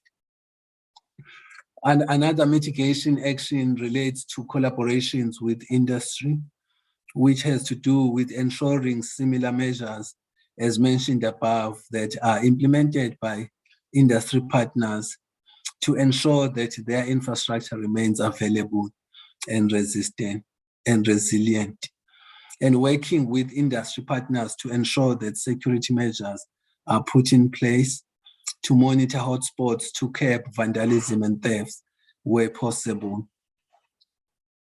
Collaboration within government is another mitigation action, which entails engaging ESCOM to exempt key sites from load shedding to minimize the potential impact to government service delivery, and engaging government departments and public works to address backup power at government sites.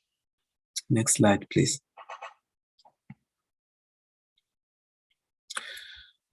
This slide shows the cost of diesel replenishment to support service delivery. Cost of diesel replenishment year on year went up by 246% due to high levels of load shedding. It was 8.9 million rand in 2022 and has gone up to 60.8 million rand in 2023. Increased equipment maintenance and support through contracts on operations. The graph shows the comparison of diesel cost for February 2022 versus February 2023. Next slide, please. Alternative energy solutions. SITA has initiated the following in terms of alternative energy solutions. SITA is currently in the process of analyzing the feasibility of alternative energy solutions such as solar. The outcomes of this analysis with proposed solutions will follow the relevant processes of approval and budget allocations for implementation in the future. Despite the escalated and unpredictable schedules of Eskom load shedding, SITA's backup power infrastructure has proven to be highly resilient in providing business continuity and ensuring high levels of availability of SITA-owned and managed ICT infrastructure under these extremely extraordinary circumstances. SITA is progressively working together with the industry partners to ensure that proactive measures are in place to minimize the impact of Eskom load shedding on the availability of ICT services to government. Next slide, please. With respect to Centec, the impact of load shedding has increased from 1,153 hours in 2021 to 2,881 hours in 2022. This equates to an increase from 48 days to 120 days. Centec operates a fleet of 139 standby generators at various transmitter sites to ensure power supply continuity during Eskom grid outage. Some of the Centec sites are not provisioned with standby generators. In this case, the citizens covered by these sites will not receive services during load shedding. The Centec fuel cost has increased by 314% from 34 million rand to 114 million rand. Standby plant maintenance cost increased by 323% from 1.3 million rand to 5.5 million rand. Overtime costs related to managing power-related incidents increased by 35%, and quality of service decreased where network availability has reduced from 99.84% to 99.8%. Next slide, please. FPB. With respect to FPB, load shedding has to date not shown an impact on the FPB's quality of service in terms of its operations, because the entity has provisions for a generator that kicks on immediately. The increase in budget on diesel that the entity has to purchase to keep the generators on during load shedding is one of the mitigation or contingency measures that it has taken. Next slide, please. With respect to broadband infraco, the ongoing implementation of Eskom load shedding, especially stages 4, 5, and 6, is impacting BBI backup power supply in certain areas severely. Remote places and smaller communities are particularly hard hit. Power load shedding, combined with the increasing risk and impact of network infrastructure vandalism and theft, is affecting BBI's network reliability and route availability. There is also a negative impact on the mean time to restore network failures due to the increased pressure on the number of available resources and staff fatigue, therefore adding additional risk to staff safety and well-being. Due to the frequency and duration of these outages, the batteries do not get time to charge to an acceptable level. Thus, the standby time becomes less and less with every power interruption. Batteries have a limited amount of charge or deplete cycles. Hence, the more frequently they are used, the shorter their lifespan. With infrequent outages, a battery can last for 5 to 7 years.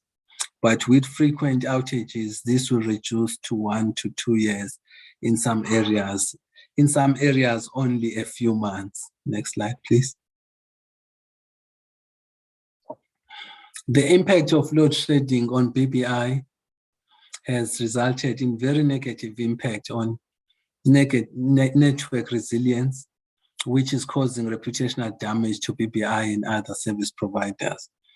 There's huge increases in investment into procuring additional or replacing existing standby batteries. Extreme sharp increase in operational expenditure for overtime and standby costs, diesel, renting of additional vehicles, security services, maintenance of diesel fixed and mobile generators, etc. Very long lead times for delivery of batteries. The national shortage caused by high demand by all telecommunication service providers. There is also a negative impact on the mean time to restore network failures due to the increased pressure on the number of available resources. I think I've already mentioned this one. Next slide, please. There is increased safety risk to attend to network failures at points of presence, sites or areas where there is load shedding, especially for more frequent and extended periods, that is 4 hours and longer. Additional CAPEX investment required to deploy additional diverse routes to guarantee customer service level agreements being met, which is adding additional financial strain on the company. There is also unsafe areas resulting in longer fault restoration times due to it being deferred to the next day. Customer services remain down for longer periods. Increased risk to points of presence sites and network infrastructure being vandalized or stolen. Load shedding window period being used to execute these acts. Next slide, please.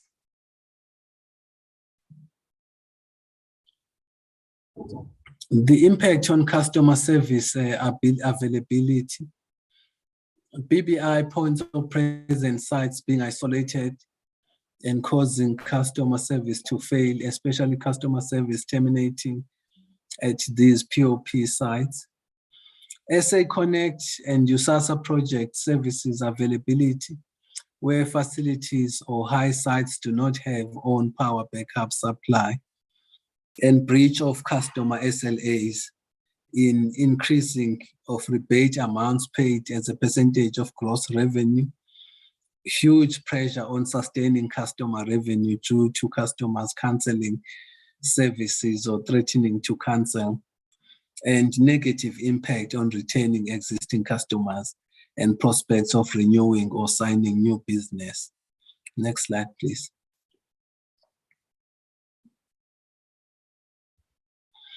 And finally, on mitigation and contingency plans for BBI, more aggressive approach to fast track and roll out battery replacement program and exploring alternative means and technologies. All regions keeping mobile and permanent generators fuel levels between 80 and 100% at all time. Contingency planning includes swapping generators and the transportation of fuel between provinces that are not severely impacted by power grid outages or fuel shortages, and procured additional portable generators, which were deployed to smaller point of presence sites on critical core and spare route sections. Next slide, please. Mitigation plans continued. Special arrangements are in place with service providers to assist with refueling on an emergency basis. Security services providers on standby at all times to attend to any increasing risk of vandalism or damage to the point of presence sites during prolonged power outages, and to accompany technical staff to unsafe areas. BPI will proactively engage with customers in cases of any increase on the risk of the network core routes or service stability. Next slide, please. With respect to the post office, load shedding impacts across all spheres of the organization, such as branches, depots, regional and area offices. Large mail sorting centers are equipped with generators. Cost of diesel and servicing and maintenance escalate. Customer services interrupted at post offices, increase in customer complaints, and the payment of bills affected. Decrease in productivity, non-pre-alert of inbound and outbound consignments, and tracking of customer items becomes problematic, and delivery of customer items is delayed. Next slide.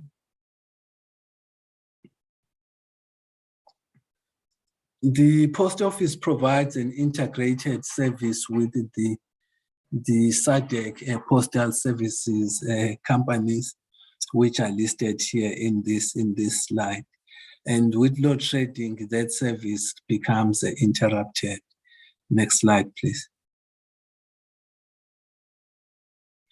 This slide shows the fuel usage for the different regions and the literage of diesel that is being used, which is 40,244 liters, amounting to 1,096,700 rand. Next slide, please. This slide shows the complaints from customers comparing the pre-load shedding period of 2019-2020 with the load shedding period of 2022-2023. The customer complaints have increased from 1,833 in 18-19 to 6,678 in 22-23. It also presents the quarterly complaints for customers. Next slide, please. This slide presents scanning compliance, again comparing pre-load shedding of 2019-20 to 2022-23. Compliance to scanning during 2022-23 suffered significantly at an average of 42.78% due to continued load shedding, as compared to the 2019-20 at 70.95%. Next slide, please. Mail volumes have also been affected by load shedding. We have seen mail volume rapid decline in 2022-23 of continued load shedding as compared to volumes during 2019-20 prior to continued load shedding. Load shedding is considered as a major contributor to the decline in mail volumes. And the graph on the right-hand side shows the numbers in millions of mail volumes. Next slide, please.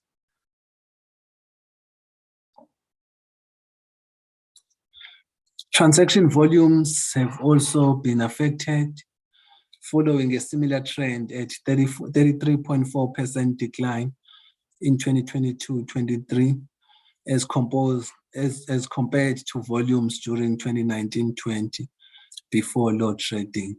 Next slide, please. This slide shows the impact on service delivery performance. Prior to the implementation of continued load shedding, a service delivery performance level of above 90% was attained.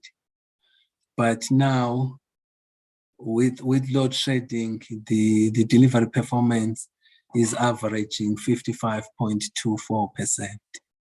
Next slide, please. With respect to the SABC, SABC is impacted by load shedding at the following levels. Load shedding potential impact on TV licenses, load shedding impact on audience share, and load shedding impact on revenue. Next slide. The SABC caters for a mass market who are most susceptible to load shedding because they do not have alternative power solutions. Thus, load shedding is impacting the ability of the core audience from viewing SABC channels.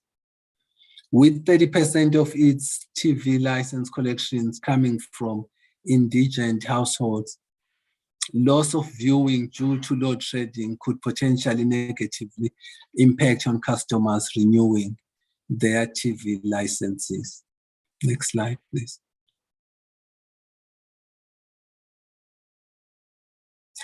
In the submitted presentation by the SABC, there are several slides which present several scenarios showing the impact of load shedding on revenue at different levels, ranging from 20% to 50% impact.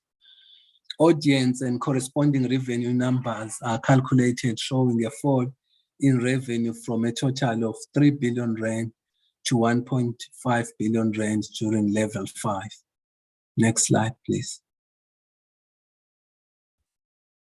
In conclusion, Chairperson, it is evident impact on quality of service and universal service obligation across the sector.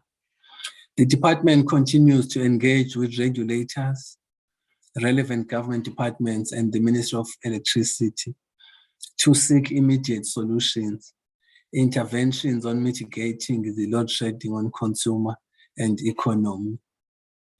The department is working with the industry in this respect, which has identified infrastructure shared critical sites, top critical sites, exchanges, data centers to be exempted from load shedding.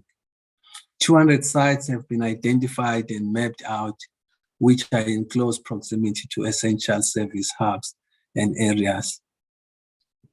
The department is also engaging the regulator on regulations related to quality of service and universal service obligations, whose compliance is dependent on consistent power supply.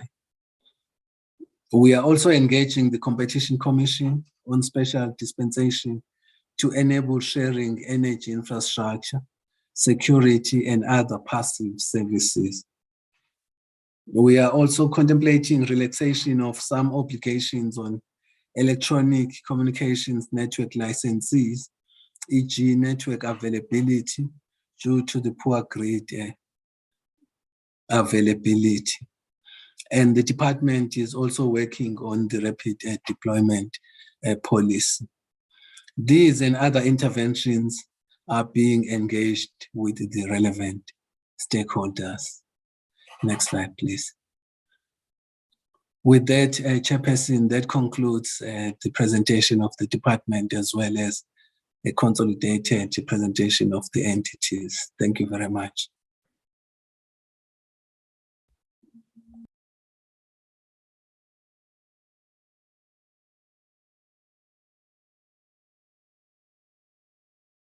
Thank you, ADG and DDG. I'll now recognize members who would want to engage with the presentation.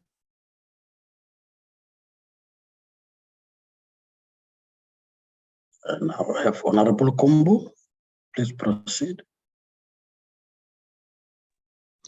Thank you, Chair, and greetings to honorable members and everyone in the platform. And let me also take this opportunity to welcome the presentations made.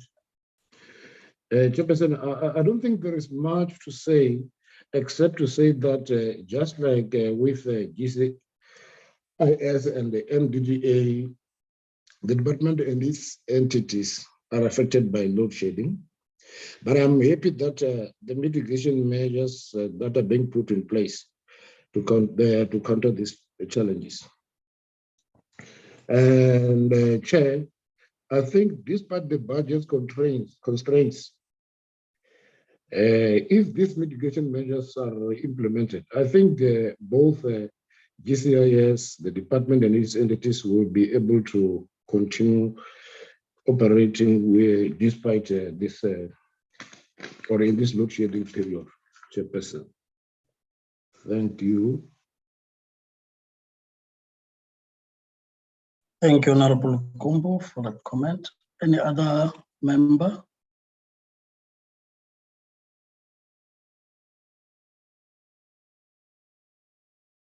I do not see any on my side. Ajira? Nothing on my side, Chair. Nothing on the side. And I think with the comment made by Honorable Gumbo, I think the department will note that. Of course, I may have read the report differently with many updates that have been made. I seem not to get mitigation measures on the part of USAF. And I'm just saying in case I've got the wrong version of the document. We're told about the problems, but there's nothing that says what are the mitigation measures. Then that links me to a point we need to deal with. That if you defer the contributions by licensees to yourself, what does that mean in terms of the budget to approve, which is also linked to those contributions being made? So if you can hear me there, but as I say, if I've got a wrong version of the document, please clarify. But even on this one, I tried to compare, it seems the same. There's really no mitigation in that regard. Of course, for now, members may not raise this point. I don't want it to come later. We have gone through a process and we have raised this in the oversight, where there's been auctioning of the spectrum. On that slide that talks to ICASA and its consultation, I think as a chair of a committee that has to do oversight, like any other member here, should be worried about that slide. Because you're asking for additional, I take it to be additional because people have purchased spectrum. Unless that is clarified, the temporary spectrum. We've had this during COVID, and we know the challenges that came thereafter, the extension, the costs, and but now we've auctioned the spectrum. There's also an issue that says probably give us payment holiday. So it's payment holiday, it's deferment of service obligations, relaxation on quality of service. Everything else, that seems to be more toward those that would make profit later on. Whereas we still have an obligation of getting the rest of the country, in particular the rural people, on board. So to a point that I also pick up contradiction in policy. You want to discontinue 2G and 3G, which is mostly in the rural spaces, And the intervention we can make at this point is to upgrade 2G, which have to discontinue, because in any way the world is focused now, 4, 5 others are already getting to 6G. So I'm just saying, at least clarify that so that we know what members are agreeing to. So as you take that comment, please clarify this point. As I say, if it is in another document, just indicate that it is in another document, and maybe indicate which one it is.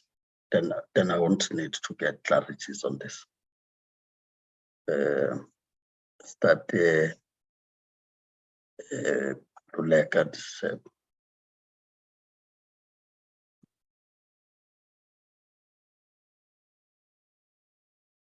I see a hand from Chiamo Maluleke. I just that I can't see properly on this side.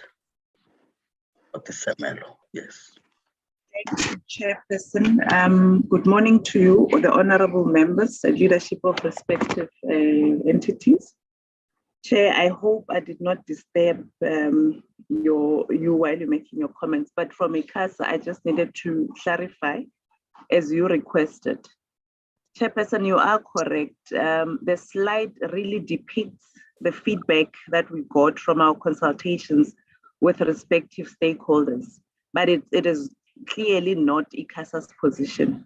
We do agree with you that while we understand that the operators have made an investment in buying spectrum and they've not realized that simply because there are challenges with load shedding and all, our responsibility towards the public is to make sure that there are obligations that are met from a licensing perspective. There are also obligations that are met, Chairperson, from the obligations that were drawn from the spectrum when we awarded the spectrum. So the QoS parameters and all of that have not been relaxed, Chairperson. We are in a process of considering that which was a plea. So what you saw on that slide is basically a wish list from the MNOs. We are not at this point saying we are going to grant that. As you know, we are operating within the confines of the law. What we have undertook to do, Chair, after the repeal of the National State of Disaster regulations, was to conduct an inquiry. Thereafter, we will publish on our website the results, Chairperson. But as it is, I just need to allay your concern that we have not relaxed anything. The MNOs are required to do that which they ought to do, Chair, and it is our responsibility to protect the public and make sure that there is QoS. Thank you, Chair. Thank you, ICASA, for that reassurance, and I hope DG would also ensure that in the conclusions of your report, that matter is clarified as an update, because as it stands, it does give the impression of having given in on that. So just make sure that it's really updated as such. Otherwise, we would say one thing about us sharing up the department and the entity for having auctioned the spectrum, and yet there would be nothing that comes through from that. Like I said, the wish list now, as it said, it's like doing nothing except to take from the people. And I don't think that's the way we should be playing our oversight. So with that having been clarified, honorable members, I take it that because there was only one comment, we have accepted the mitigation measures that are put in place. However, we have to do everything else to ensure that our people stay connected, and that in areas where we need to deliver, we are able to deliver. So ATG, I didn't see your hand, so I wanted to move to closure, but let me give you, in case you want to emphasize the point. Thank you very much, Honorable Chair, and also thank you to the honorable members for their comments or just observation, and to yourself as well. Chair, maybe just to come back, I thought it was important to highlight both in terms of what broadly the sector is saying, but also the request that they've made. And I think the CEO of ICASA has made that crystal clear. We do understand the impact it has had, the load shedding, in as far as the delivery in terms of essential services. We've constantly been engaging the affected parties in as far as how we can possibly mitigate this. But I just also want to emphasize, Chair, that there are certain deliverables and obligations which, as a state, we are not in a position to compromise on, purely because we understand that whilst we are dealing with this particular crisis, we've also got other bigger challenges that we need to close as a state, or to address. That is ensuring that there is access for education, health, as well as essential government services, and therefore the social obligations that have been imposed. We cannot afford a situation of a delay in the implementation and execution thereof. And that, I think, has been, we've also received, and I also want to indicate, we've received wide support from the industry itself in as far as their commitment to honor those particular obligations. Equally, Chair, they're required, or the desire they've expressed in as far as payment holidays. It is merely just for transparency in terms of information sharing. But as the regulators indicated, that they are also not at liberty, neither are we, to grant that, because that is a decision that falls outside the ambit, and it's the Treasury as well as the Minister of Finance who make that determination. And it has not been considered, maybe just to also close that particular issue. Our biggest concern here is then the issue related to the connectivity, as to how then to make sure that we maintain it. Our engagement with the Ministry of Electricity, as well as various task forces in government, has been to try to mitigate or to keep the load shedding in lower levels, so that we are then able to ensure that the generation capacity is able to reboost, but there's also minimum disruption, especially during the working hours as well. This will then hopefully minimize the issues related to service delivery, which is also essential, both played by the department, but also more importantly by our entities in as far as the areas related to telecommunications, broadcasting, as well as postal services delivery, and especially the essential services. So, Chair, I just wanted to emphasize that we are continuously working. We are looking in terms of making sure that the interruptions, there's minimum disruption, or we mitigate as much as possible in order to ensure that the citizens, especially the most vulnerable, are not adversely impacted on this. Thank you. Thank you, ADG. Honorable members, then that concludes the item, DCDT. And of course, as we move to the last item on adoption of minutes, I'll still indicate that it's purely a committee item, and therefore would not foresee to be on the platform in case you have to leave the platform and attend to other pressing matters of delivery in this period of load shedding and winter, that you do that, fill those generators and ensure service is not disrupted. So I won't keep you, but thanks for coming before the committee once again to assure us that you're doing everything to keep the country connected, and that they receive the necessary information, in particular from the SABC, our national public broadcaster.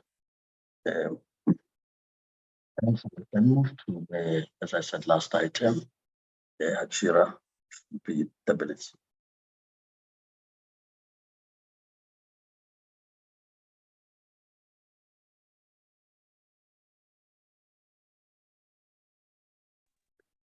Minutes of the 14th of March, Chair.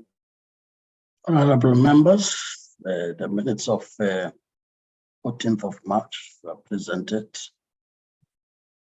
and we'll do the page by page as we usually do.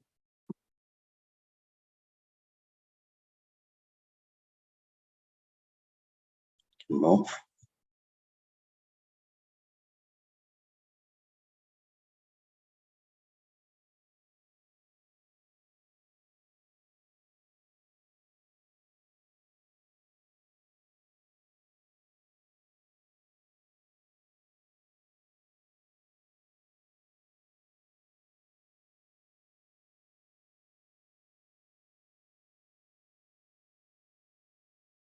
And move, Shura.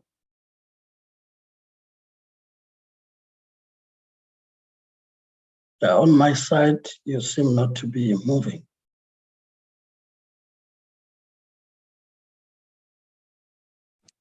Chair, are you saying we must move? No, I'm saying the scrolling is not happening. The document is like stuck. It's Oh, probably sorry. on the slide.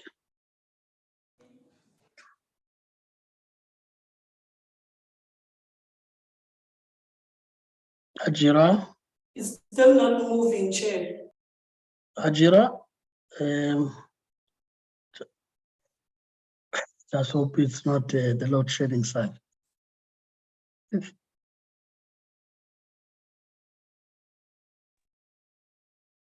Good morning, Chair. If I may, she is load shedded. Yes. I don't know if she can allow me to share from my side, but she's load shedded. I'm not sure if anyway she's able to at this point. Can just drop a message.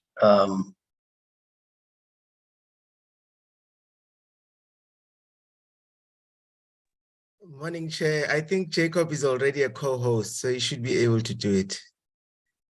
Yeah, but she needs to stop sharing so that I can share. I've dropped her a message, Chair.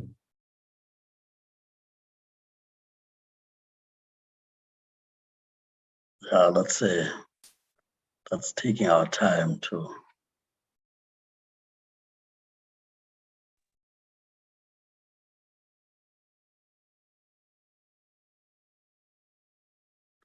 So the load shedding is disrupting the committee. I am sharing from my side, Chair. Can you? But that's the meeting of the 5th. That's the one that I have opened.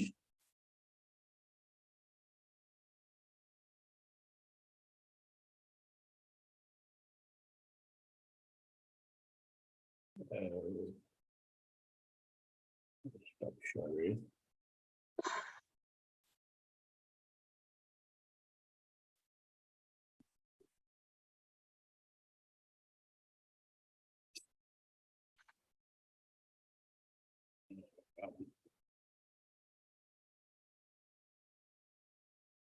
There's nothing on the screen. I'm trying to.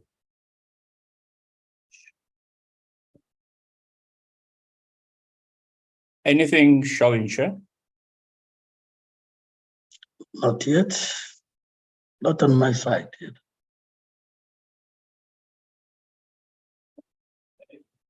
Yeah, she needs to stop sharing.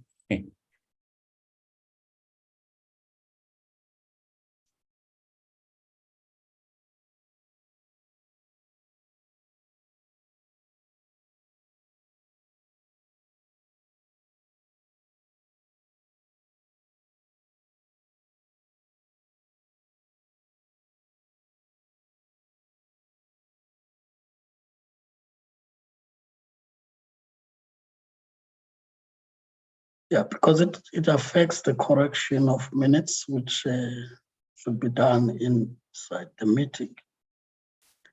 I want to make a suggestion, honorable members, understanding that a number of you also participate in the budget vote debates. That given these technical glitches, that was like the last item, which was to adopt the minutes. I thought I should guide the meeting that given this challenge, it's back now. I was gonna hold them over to the next meeting because it should take us a few minutes to do so, that of corrections and so on. Now you all have the 5th. She has flighted the 14th of March. Let me try and share the 14th one's share.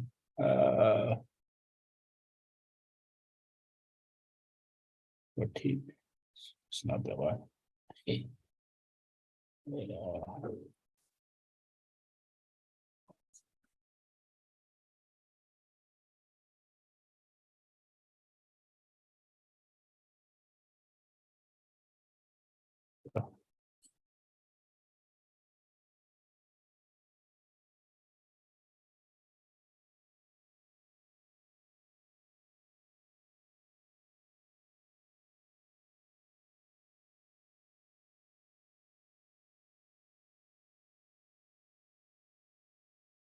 I struggle.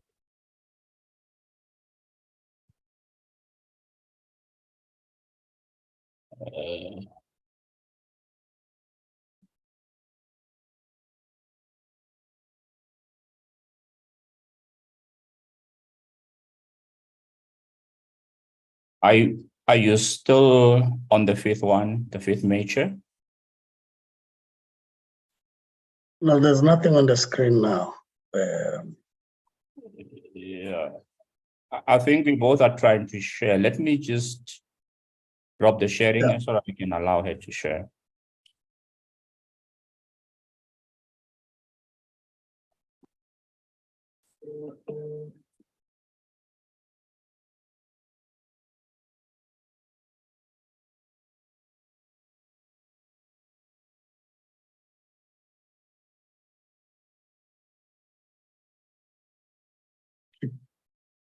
Now, like I said, it's taking our time. Honorable members, may I rule that we really hold the minutes back? We bring them the next meeting because just the approval of those minutes. You go through the sets, cap the pages you need to make corrections on, where possible, can send them through committee support or otherwise deal with them in the meeting itself.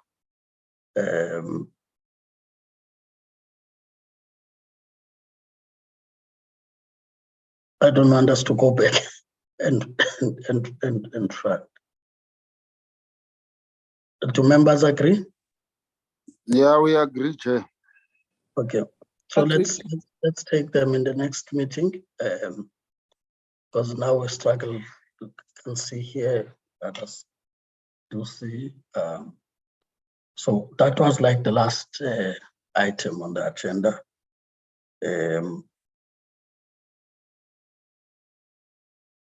So the meeting therefore stays adjourned until we meet again. Communication will be forwarded in this regard on whether we're able to get a hybrid venue or it is going to be virtual. With that, thanks, honorable members. Meeting adjourned.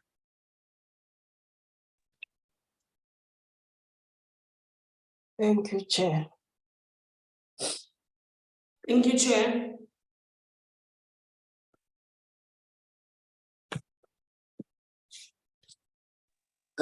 Thank you, Makosonge. People who are in parliament.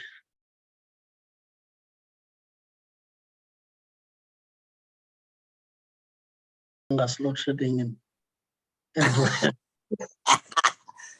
We are